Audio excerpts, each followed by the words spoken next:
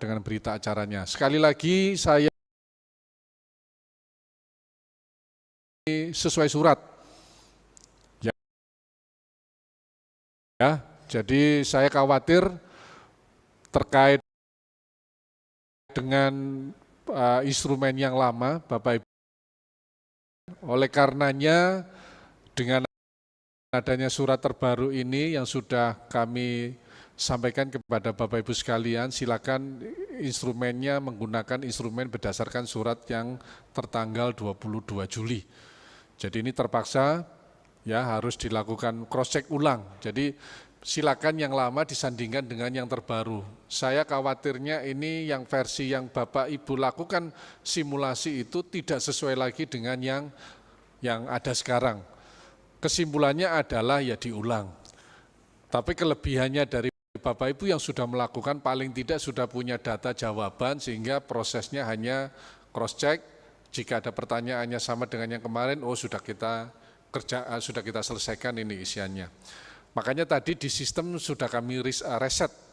Jadi sudah tidak ada lagi, saya sekali lagi tidak pernah memerintahkan kepada Bapak Ibu sekalian untuk itu. Jadi ini yang kemarin makanya 3 bulan kami puasa dulu, biarkan teman-teman berproses, nggak apa-apa itu bagian dari upaya untuk menyiapkan data-data. Nah sekarang resmi kita minta untuk dilakukan pemutakhiran ID 2026, silakan menggunakan yang instrumen terbaru yang ada di dalam lampiran surat yang ada sekarang. Kemudian yang kedua, segera dilakukan penyesuaian, apakah nanti yang sudah dibuatkan berita acaranya nanti dibuat lagi menyesuaikan dengan tanggal yang seterimanya surat ini. Jadi tidak ada proses-proses yang dilakukan sebelum terbitnya surat tertanggal 22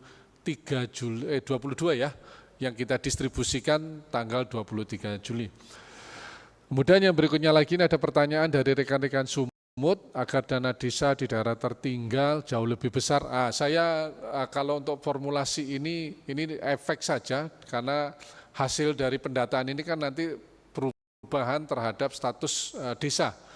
Kebetulan untuk yang perhitungan ini adalah teman-teman dari Kemenq.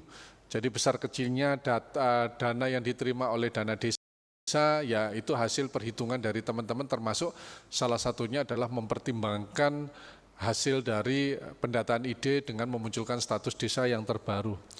Siapa yang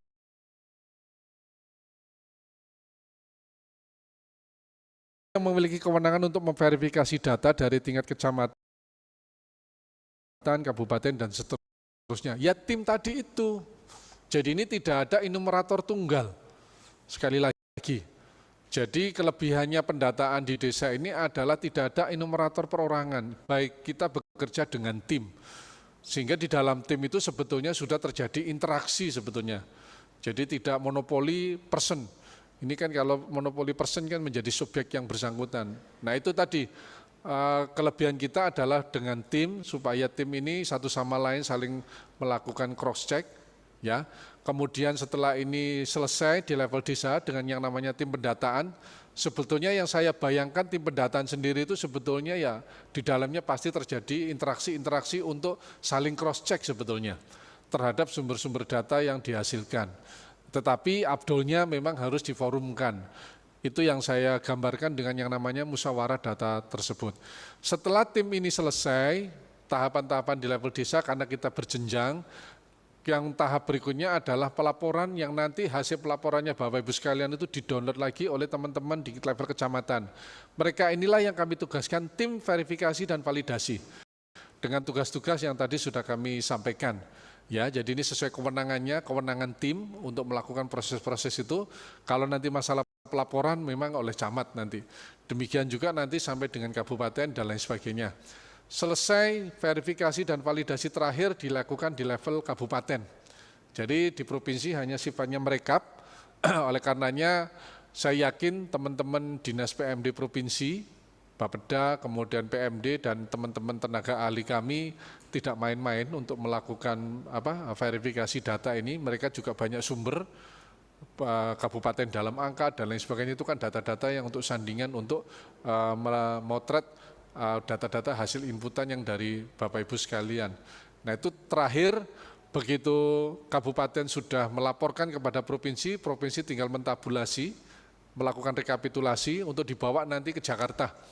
Kami nanti akan mengkonsultasikan sekali lagi dengan teman-teman provinsi ini. Mungkin kalau provinsi sudah kami panggil berarti kan sudah dilakukan proses cross-check dan cross-check mungkin dengan kabupaten-kabupaten di wilayahnya masing-masing, ya supaya nanti hasilnya kita sepakati bersama-sama. Apa bisa dianggarkan untuk tim pendataan pemutakhiran ini? Saya khusus untuk desa, yang di dalam surat itu memang silakan, ini kan sudah rutin dilaksanakannya.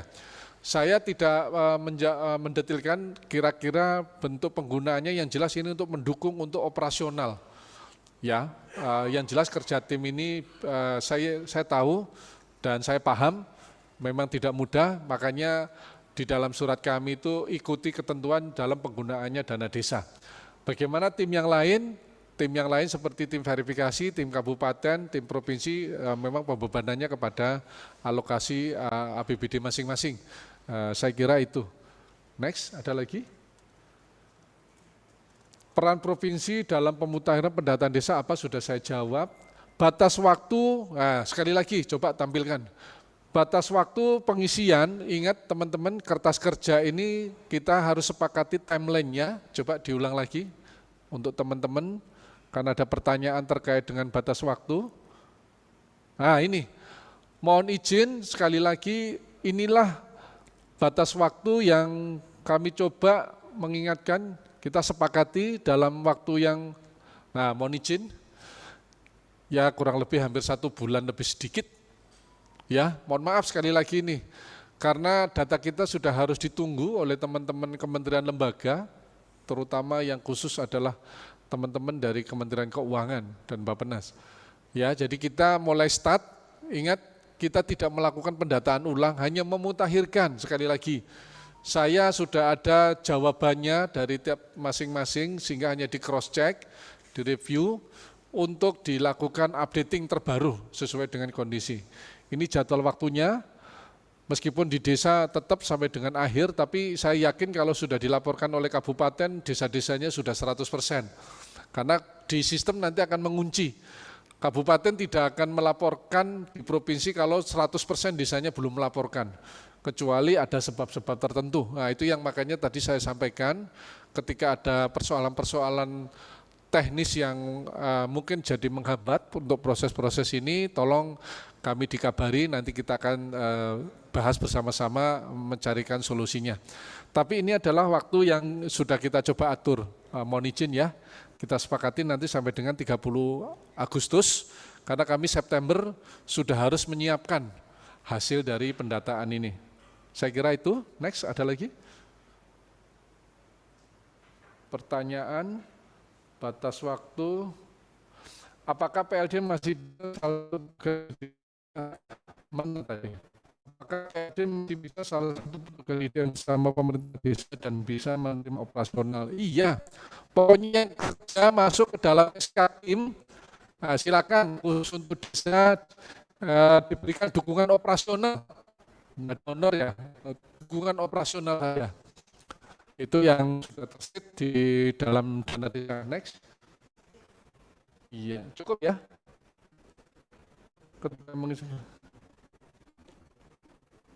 Oh iya udah. Oke, saya kira poin-poin dari pertanyaan dari Bapak Ibu sekalian sudah cukup untuk mewakili.